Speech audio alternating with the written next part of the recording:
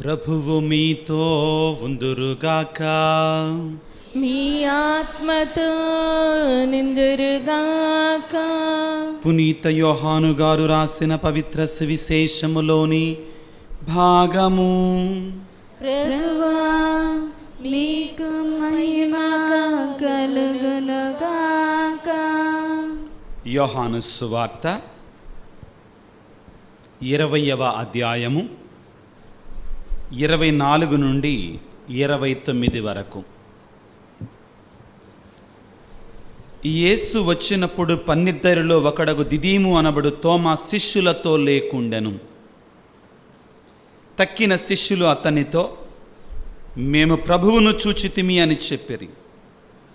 అందుకు అతడు, నేను ఆయన చేతులలోని చీలల గంట్లు చూచి అందు నా రేలు పెట్టి ఆయన ప్రక్కలో నా చెయ్యిని ఉంచిననే తప్ప విశ్వసింపను అని పలికెను.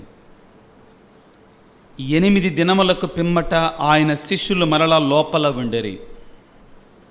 తోమా సహితము వారితో ఉండెను. మూసిన తలుపులు మూసినట్లుండగానే యేసు వచ్చి వారి మధ్య నిలువబడి, మీకు శాంతి కలుగునుగాక అని పలికెను.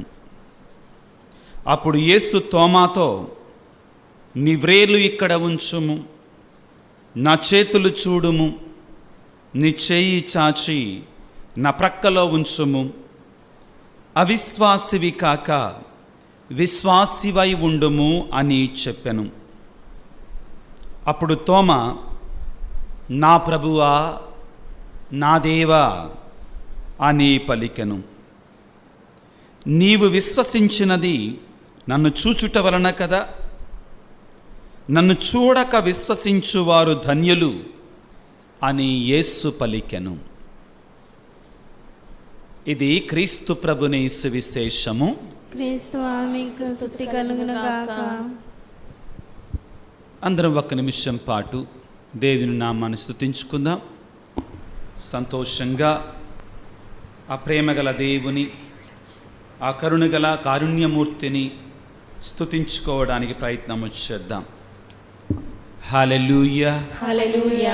Praise the Lord, praise the Lord. Hallelujah, hallelujah. Praise the Lord, praise the Lord. Hallelujah, hallelujah. Praise the Lord. Praise the Lord. యేసువా వందనం, యేసువా వందనం. యేసువా స్తోత్రం, యేసువా స్తోత్రం. తండ్రి వందనం, తండ్రి వందనం. తండ్రి స్తోత్రం, తండ్రి స్తోత్రం.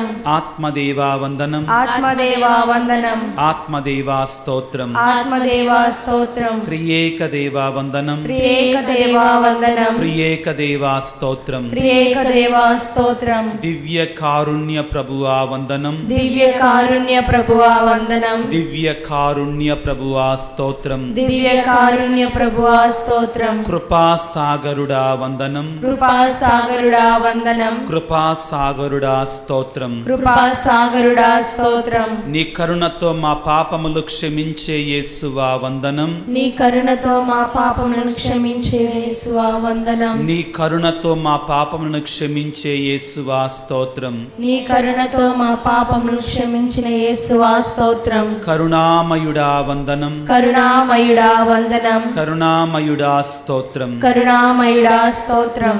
కారుణ్యమూర్తి వందనం, కారుణ్యమూర్తి వందనం. కారుణ్యమూర్తి స్తోత్రం. కారుణ్యమూర్తి స్తోత్రం. Hallelujah, hallelujah. Praise the Lord, praise the Lord. Hallelujah, hallelujah. Praise the Lord, praise the Lord. Hallelujah. Hallelujah. సర్వశక్తిమంతుడా, సర్వోన్నతుడా, ప్రేమామయుడా, నీ కారుణ్యాన్ని మా మానవాళిపై ఎలవేళలా కుమ్మరించేటువంటి కృపాసాగరుడా, ఈనాడు నీ దివ్య కారుణ్య లోతులను గురించి ధ్యానించుకోవడానికి ప్రయత్నము చేస్తుండగా మా హృదయాలను తెరచి, మా మనసులను తెరచి నీ కారుణ్యపు గొప్పతనాన్ని, మహిమను తెలుసుకొని ఆ కారుణ్యాన్ని పొందుకొని ఆ కారుణ్యములో జీవించి ఆ కారుణ్యములో నిన్ను చేరుకునే కృపను మాకు దయచేయమని మానాథుడైన క్రీస్తు ద్వారా వేడుకొనుచున్నాము తండ్రి. Amen. Hallelujah, hallelujah. Praise the Lord, praise the Lord. Hallelujah, hallelujah. Hallelujah. Hallelujah. ఒకానొక రోజున ఒక తల్లి, చిన్న కుమారుడు ఇద్దరు కారులో ప్రయాణమై వెళుతున్నారు. ఉన్నట్టుండి సడన్గా వర్షం కురవటం ప్రారంభించింది. వర్షం కురవగానే కారులో ఉన్న డ్రైవర్ ఏం చేస్తాడండి? వర్షం కురవటం ప్రారంభించగానే కారులో ఉన్న డ్రైవర్ ఏం ఆన్ చేస్తారు? వైపర్స్. ఏం చేస్తారు? వైపర్స్. ముందుగా ఉన్నటువంటి దారి కనబడడానికి, ఆ పడ్డ నీళ్ళని తుడిచివేయడానికి. ఆ పిల్లవాడు ఎగ్జైటెడ్ అయ్యాడు. మమ్మీ మమ్మీ వర్షం పడుతుంది, ఆ వర్షపు నీటిని వైపర్స్ తుడిచివేస్తున్నాయి అని అనగానే తల్లి తన కుమారునికి నేర్పించిందంట, నాయన మన పాపములు కూడా ఆ వర్షపు నీటిలాగా యేసయ్య మీద మనం పడవేస్తూనే ఉంటాము. కానీ ఆ యేసుప్రభు యొక్క కారుణ్యం అనేటువంటిది, ఆ యేసుప్రభు యొక్క కరుణ అనేటువంటిది ఆ వైపర్స్ లాగా మన పాపాలని తుడిచివేస్తూనే ఉంటాయి. ఇంకొంచెం దూరం ముందుకు వెళ్ళగానే వర్షం ఇంకొంచెం పెరిగింది. అప్పుడు తల్లి అన్నదట, చూడు నాయన చూడు, ఇంకా వర్షం పెరిగింది, ఇంకా వర్షపు చినుకులు ఎక్కువ పడుతున్నాయి అద్దాల మీద. కానీ వైపర్స్ అంత ఎక్కువగా ఉన్నటువంటి ఆ వర్షపు చుక్కలను కూడా ఇంకా పడుతున్నా కానీ ఆ వైపర్స్ ఏం చేస్తున్నాయి? తుడిచివేస్తూనే ఉన్నాయి అని చెప్పిందట. అప్పుడు అన్నదట, ఇదిగో మనం ఇంకా పాపము చేసినా కానీ, ఇంకా దేవునికి వ్యతిరేకంగా వెళ్ళినా కానీ, దేవుని యొక్క కారుణ్యం అనేటువంటిది, దేవుని యొక్క కరుణ అనేటువంటిది మన పాపాలను ఇంకా కడిగివేస్తూనే ఉంటుంది, తుడిచివేస్తూనే ఉంటుంది. తన యొక్క ప్రేమలో, తన యొక్క కారుణ్యములో. ప్రియులకు దేవుని బిడ్డలారా, బైబిలులో దేవుడు మోషే ప్రవక్తకి తన పేరును తెలియజేశాడు. ఏమని తెలియజేశాడు? ఏమిటట దేవుని పేరు? నేను ఉన్నవాడను, అనువాడను అని చెబుతాడు. పిల్లారా, ఒకసారి మనం నిర్గమకాండము 3వ అధ్యాయాన్ని తీసుకుంటే అక్కడ మనకి ఈ వాక్యం కనబడుతుంది. పిల్లారా, నిర్గమకాండము 3వ అధ్యాయము. మోషే దేవునికి దర్శనమైన తర్వాత, అయ్యా నువ్వు నన్ను నీ ప్రజల దగ్గరికి వెళ్ళమంటున్నావు, మరి వాళ్ళ దగ్గరికి వెళ్ళినప్పుడు నీ పేరును అడిగితే నేనేం చెప్పాలయ్యా, మరి ఏం పేరుని చెప్పాలి అన్నప్పుడు దేవుడు తన పేరుని తెలియజేస్తూ ఉన్నాడు. 14వ వచనాన్ని చదువుకుందాం. నిర్గమకాండం 3వ అధ్యాయం. దేవుడు మోషేతో నేను ఉన్నవాడను అని అనెను, మరియు ఆయన ఉన్నవాడు నన్ను మీ కడకు పంపెను అని ఇశ్రాయేలుతో చెప్పుము అని పలికెను. ప్రియులారా, ఇది దేవుడు మొదటిగా తెలియపరచినటువంటి పేరు. కానీ మీకు అందరికీ ఒక ప్రశ్న, నేను ఉన్నవాడనంటే ఎవరికైనా అర్థమైద్దా? క్లియర్గా ఎవరికైనా అర్థమైద్దా? ఐ యామ్ హూ యామ్, దానిలో ఉన్నటువంటి పరమార్థం ఏమిటి? He's an ever lasting man, he's an ever lasting God. సజీవుడైన దేవుడు, ఆయనకి అంతము ఆరంభము లేదు, ఉన్నవాడు. ఆయన పలానా చోట పుట్టాడు, పలానా చోట చనిపోయాడు, పలానా టైంలో పుట్టాడు, పలానా టైంలో మరణించాడు అనేటువంటిది లేదు. కాబట్టి ఆయన ఎల్లప్పుడూ ఉన్నవాడే. అయితే దీన్ని ఇంకా కొంచెం లోతుగా దేవుడు తన పేరును ఎరుకపరచుకుంటున్నాడు. ప్రియులకు దేవుని బిడ్డలారా, నిర్గమకాండము 34వ అధ్యాయము. నిర్గమకాండం 34వ అధ్యాయము 5వ వచనాన్ని చదువుకుందాం దయచేసి. ప్రభువు మేఘము నుండి దిగివచ్చి మోషే ఎదుట నిలుచుండి తన పేరును అతనికి వెల్లడి చేశాను. ఎంత గొప్ప కార్యం! ఇప్పుడు అంటండి, దేవుడు తన పేరుని వెల్లడి చేస్తున్నాడు. దేవుడి పేరేంటి చెప్పండి? ఉన్నవాడు. అదేనా? ఉన్నవాడంటే అదంతా ఎక్స్ప్లెయిన్ చేయలేం. ఉన్నవాడంటే అది ఎక్స్ప్లెయిన్ చేయలేం. కానీ దేవుని పేరేంటో తెలుసుకుంటారా? ఇక్కడ అంటున్నాడు, ఏమంటున్నాడు? ప్రభువు మేఘము నుండి దిగివచ్చి మోషే ఎదుట నిలుచుండి తన నామమును వెల్లడి చేస్తాను, తన పేరును తానికి వెల్లడి చేశాడు. ఏంటంటే తన పేరు? 6వ వచనాన్ని చదువుకుందాం. 34వ అధ్యాయం నిర్గమకాండము. ప్రభువు మోషే ముందుగా సాగిపోవచ్చు ఇట్లు ప్రకటించను, ప్రభువు అతడు కరుణామయుడు. ఎంత గొప్ప పేరు పిల్లారా చూడండి. ఏం పేరండి దేవుడి పేరు? అందరూ చెప్పండి. కరుణామయుడు. ఇంకా కొంచెం గట్టిగా. కరుణామయుడు. ప్రభువు పేరేంటండి? దేవుని పేరేంటి? ఈరోజు మనం ఏ పండుగ చేసుకుంటున్నాం? కారుణ్య మహోత్సవం, దివ్య కారుణ్య మహోత్సవం. దివ్య కారుణ్య మహోత్సవం మనం కూడా పెట్టుకుంటాం పేర్లు. ఏమని? కరుణ. ఏం పేరు? కరుణ. కానీ బయటికి వెళ్తే పెద్ద పుల్లు వాళ్ళు.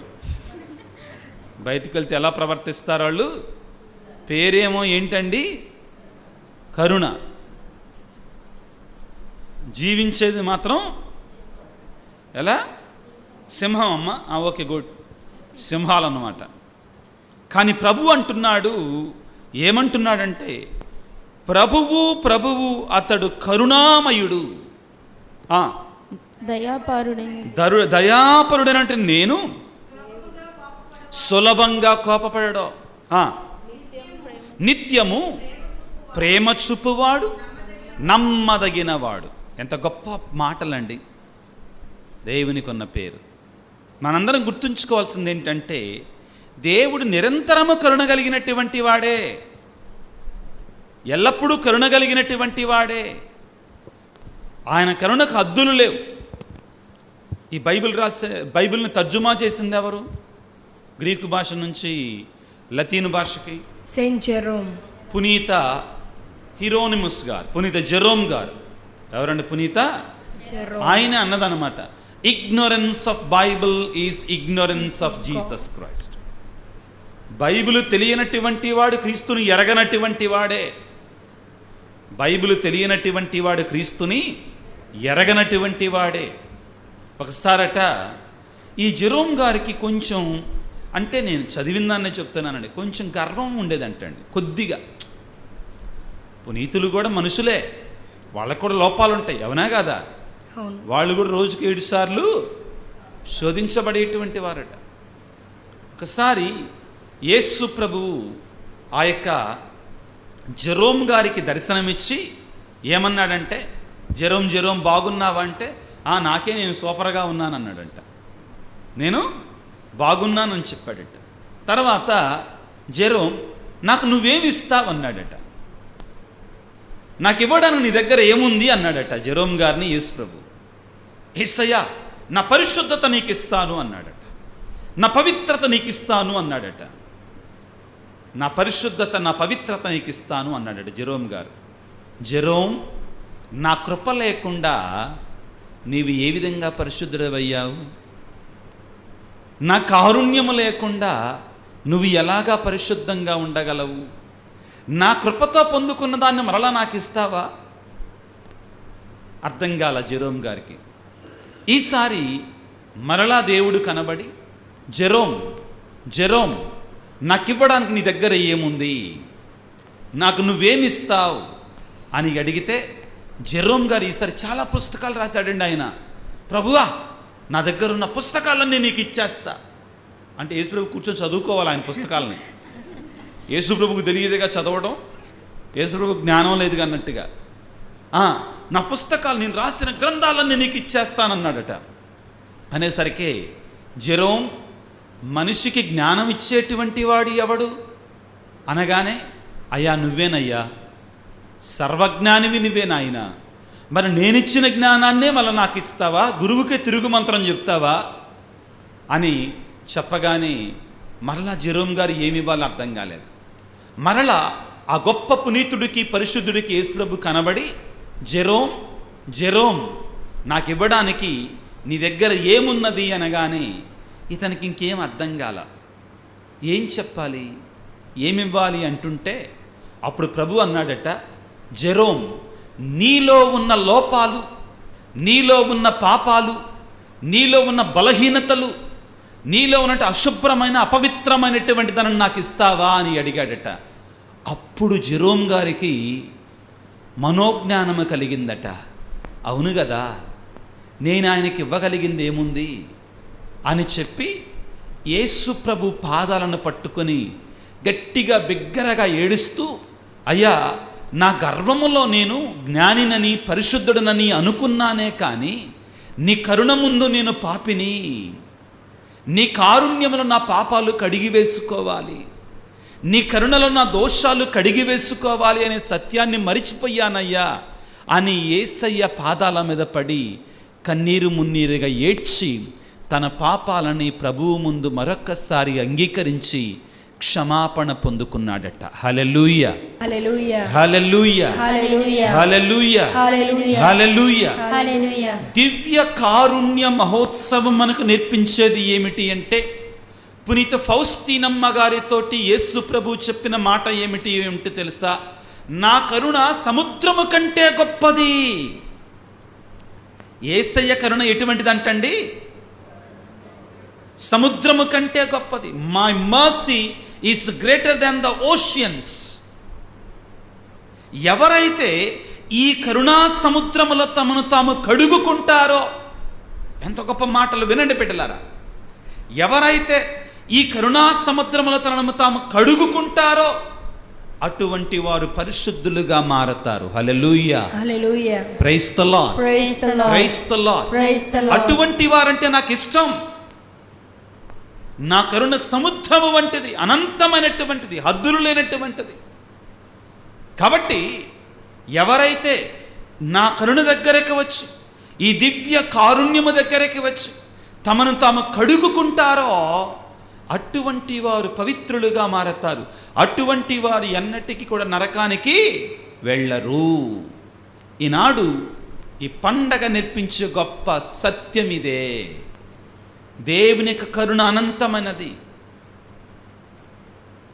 ఎక్కడ పాపం ఎక్కువగా ఉంటే అక్కడ దేవుని యొక్క కరుణ ఎక్కువగా ఉంటుంది. పౌలు గారి ద్వారా యేసు ప్రభు చెప్పాడు, where the sin abounds more there is the grace still more. అక్కడ దేవుని యొక్క కారుణ్యము, దేవుని యొక్క కృప ఇంకా ఎక్కువగా ఉంటుంది. ఒక బైబిల్లో ఒక మంచి మాట ఉంటుందండి. ఆ మాట తప్పనిసరిగా చదువుకోవాలి. కీర్తన 30, మైక్లో చదవండి ఈ మాటను వీలుంటే. 30వ కీర్తన 5వ వచనాన్ని చదవండి దయచేసి.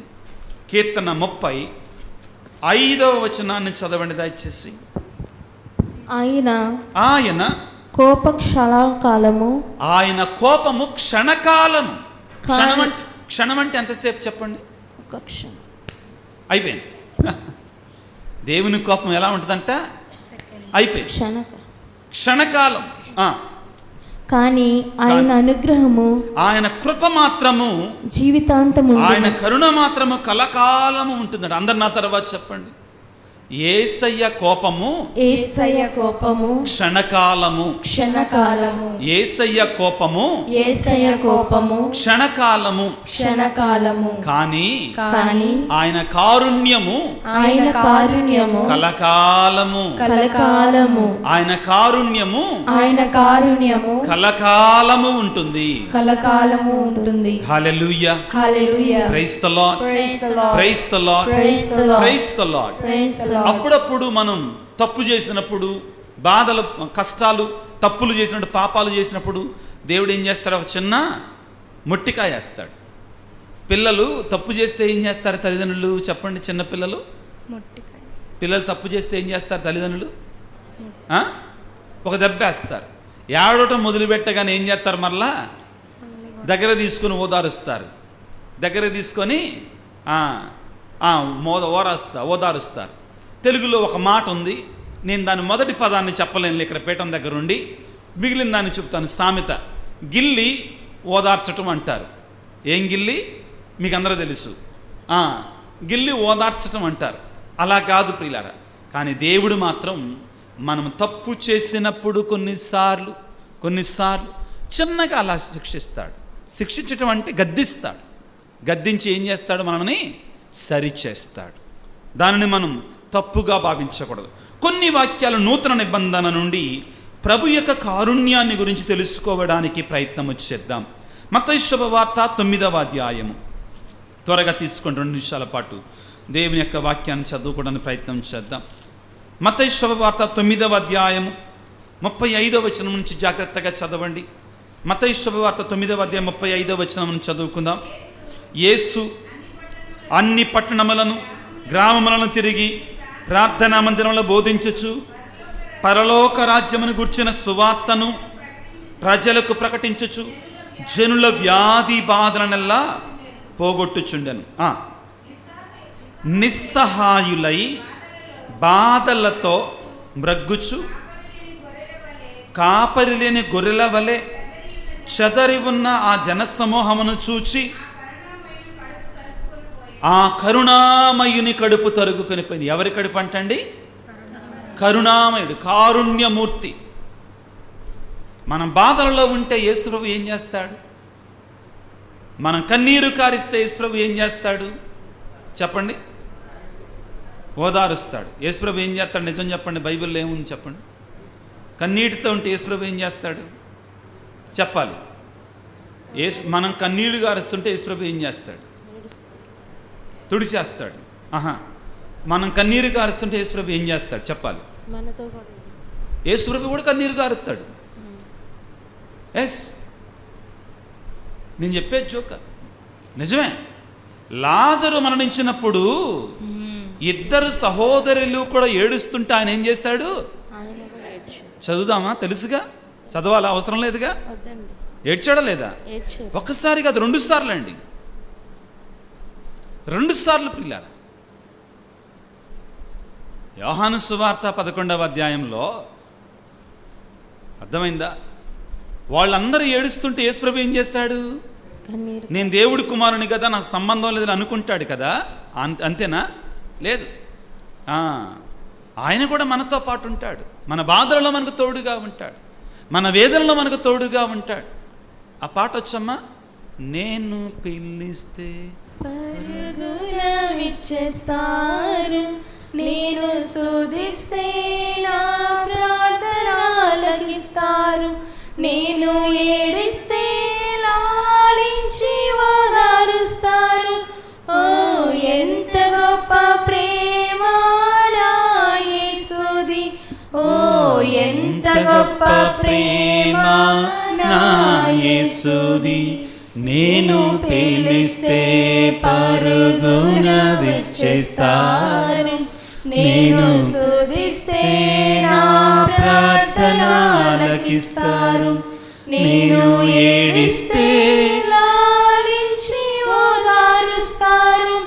ఓ ఎంత గొప్ప ప్రేమ నా యేసుది, ఓ ఎంత గొప్ప ప్రేమ నా యేసుది. ప్రియులారా, యేసు ప్రభు బైబిలులో చాలా స్పష్టంగా చెప్తాడు, నాకు బలుల అవసరం లేదు, పెద్ద పెద్ద బలుల అవసరం లేదు. ఏం కావాలంట? యేసయ్యకి కారుణ్యము కావాలి అంటాడు.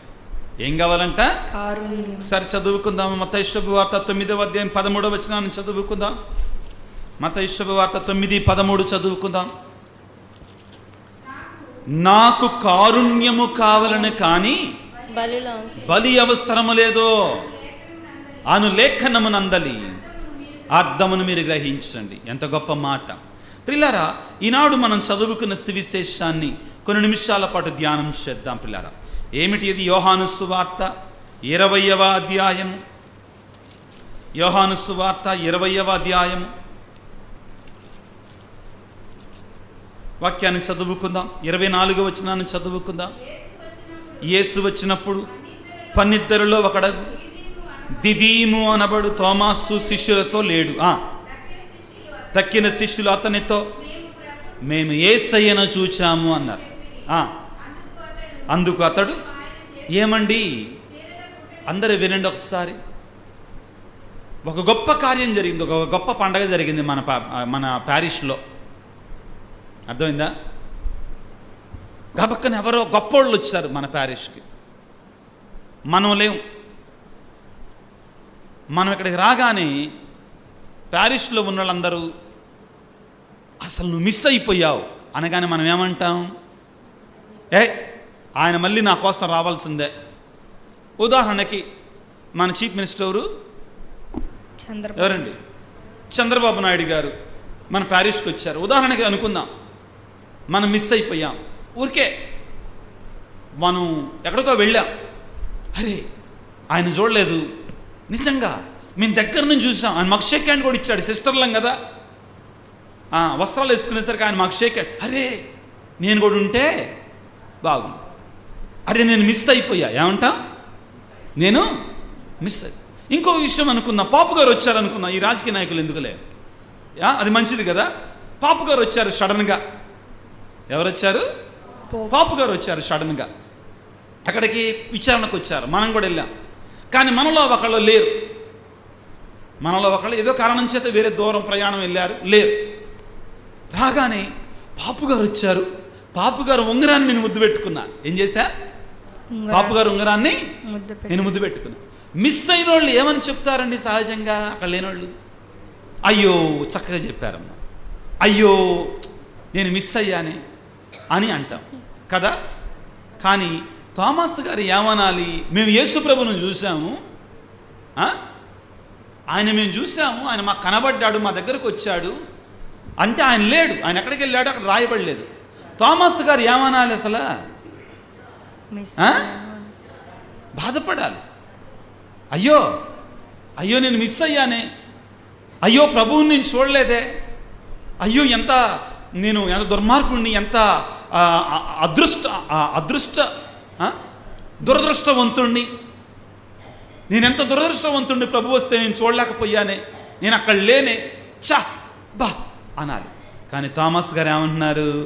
హట్, నేను నమ్మను. మళ్ళీ ఆయన నా కోసం రావాలి, రావటం మాత్రమే కాదు, నేను ఆయన గాయాలలో నా చేతిని ఉంచా. చూడండి ప్రియులారా, ఇలా అన్నటువంటి వ్యక్తి దగ్గరికి ప్రభు వచ్చి ఏమనాలి? ఒక ముట్టికాయ వేయాలి. ఏం చెయ్యాలి? కానీ ప్రభు అది చేయట్లా. ప్రత్యేకంగా కారుణ్యం అంటే ఇదే, వినండి జాగ్రత్తగా. కారుణ్యం అంటే ఏమిటి అంటే, మనం అనర్హులమైనా కానీ, మనం అయోగ్యులమైనా కానీ దేవుడు తన ప్రేమను మన మీద కుమ్మరిస్తాడు. చూడండి, అదే కారుణ్యం అంటే. అర్థమైందమ్మా? మనం అయోగ్యులం, మనం అనర్హులమైనా కానీ దేవుడు మన మీద తన కృపను కుమ్మరిస్తాడు. చూడండి, అదే కారుణ్యం అంటే. అది తెలుసుకుంటున్నాం. ఇదిగో ప్రభు వచ్చాడు. 26వ వచనములో 8 దినములకు పిమ్మట ఆయన మరలా లోపల, ఆయన శిష్యులు మరలా లోపల ఉండిరి, తోమా సహితము వారితో ఉండను.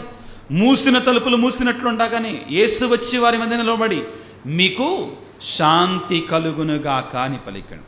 తోమాసుతో, నీ వ్రేలు ఇక్కడ ఉంచు, నా చేతులు చూడుము, నీ చెయ్యి చాచి నా ప్రక్కలో ఉంచుము అని పలికెను. అవిశ్వాసివై ఉండక విశ్వాసివై ఉండుము అని పలికెను. అప్పుడు తోమస్ ఏమంటున్నాడు? నా దేవా, నా ప్రభువు అంటున్నాడు. ప్రియులారా, ఈనాడు మహా గొప్ప పండుగను మనం కొనియాడుతున్నాం, గొప్ప మహోత్సవాన్ని మనం కొనియాడుతున్నాం. నీవు నేను కూడా చాలాసార్లు థామస్ కళ్ళు చూసి, థామస్ అలా మాట్లాడతాడు, అలా మాట్లాడకూడదు అంటాం. కానీ మనం కూడా చాలాసార్లు ఇలాగానే బిహేవ్ చేస్తాం. ఈరోజు ప్రభువుని వేడుకుందాం. దేవా, నా మీద నీ కారుణ్యాన్ని చూపించు, నీ కరుణను చూపించు, నీ దయను చూపించయ్యా అని ఆ దేవాది దేవుని ప్రత్యేకంగా వేడుకుందాం. దేవుని యొక్క కరుణ, దేవుని యొక్క కారుణ్యం ఆధునిక ప్రపంచానికి ఇంకా ఎక్కువగా కావాలి. పిల్లలు తల వంచి ప్రార్థన చేసుకుందాం. సర్వశక్తిమంతుడా, సర్వోన్నతుడా, ప్రేమామయుడా, నీకు స్తోత్రాలు. ఈనాడు నీ దివ్య కారుణ్య మహోత్సవాన్ని కొనియాడుకుంటుండగా ఎవరికైతే నీ యొక్క కరుణ యొక్క అవసరత ఎక్కువగా ఉందో ఆ కారుణ్యాన్ని, నీ ప్రేమను, నీ వాత్సల్యాన్ని మా అందరి మీద కుమ్మరింపచేయండి ప్రభుగా. నీ అపారమైన కరుణలో మా పాపాలను క్షమించండి, మా దోషాలను మన్నించండి, నీ అభిషేకాన్ని మాకు దయచేయండి. నీ అనుగ్రహాన్ని, నీ కృపను, నీ కారుణ్యాన్ని ఈ లోకముపై, అదేవిధంగా ప్రపంచంపై సమృద్ధిగా కుమ్మరింపచేసి మమ్మల్ని మరలా నీ ప్రేమతో నింపి, నీ ప్రేమ హృదయము తట్టు ఆకర్షించుకోమని మనాదురైన క్రీస్తు ద్వారా వేడుకొనిచున్నాము తండ్రి. ఆమేన్.